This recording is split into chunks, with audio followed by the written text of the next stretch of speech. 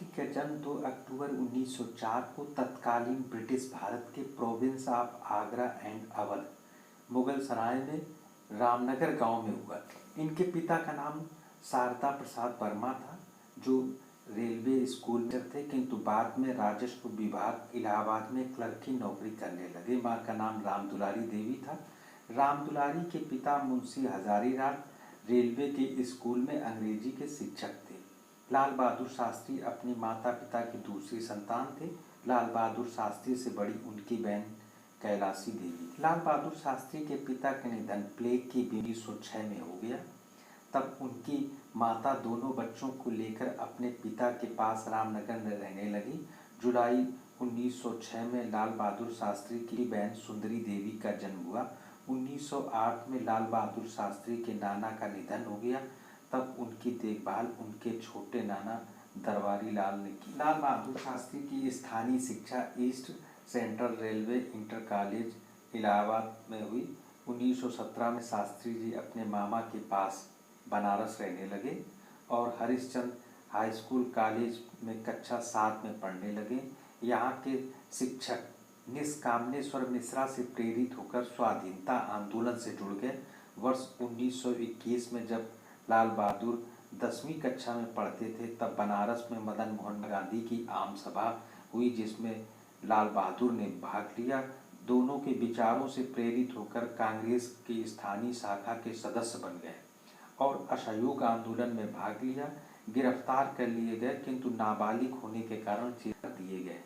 10 फरवरी 1921 को कांग्रेसवादी शिव प्रसाद गुप्ता ने काशी विद्यापीठ की स्थापना की। लाल बहादुर शास्त्री ने इस स्थान से स्नातक की उपाधि 1925 में प्राप्त की और इनको शास्त्री की उपाधि मिली। यह उपाधि उनके नाम का अभिन्न अंग बन गई।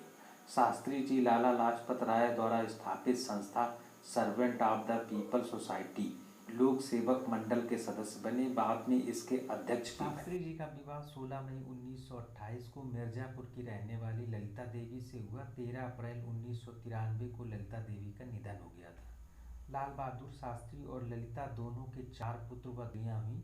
हरिकृष्ण शास्त्री, अनिल शास्त्री, सुनील शास्त्री, अशोक शास्त्री। अशोक शास्त्री के पुत्र आदर्श शास्त्री वर्तमान समय में आम आदमी पार्टी की विधानसभा दिल्ली के विधायक हैं। कुसुम शास्त्री और सुमन शास्त्री। सुमन शास्त्री के बेटे सिद्धार्थ नाथ सिंह योगी सरकार में मंत्री। 1928 से शास्त्री जी कांग्रेस के सक्रिय सदस्य बने और एक आंदोलन में गिरफ्तार हो गई। 1937 में कांग्रेस संगठन के सचिव बनाए गए और 1940 में व्यक्तिगत सत्याग्रह के कारण 1 साल की जेल हो गई। 1937 में संयुक्त प्रांत के लिए प्रतिनिधि निर्वाचित हुए। 1942 के भारत छोड़ो आंदोलन में भाग लिया और जेल में बंद कर दिए गए। 1946 में संयुक्त प्रांत के लिए प्रतिनिधि निर्वाचित। स्वतंत्रता के बाद उत्तर प्रदेश में गोविंद बल्लभ पंत की सरकार बनी, तो उसमें पुलिस और परिवहन मंत्री बनाए गए।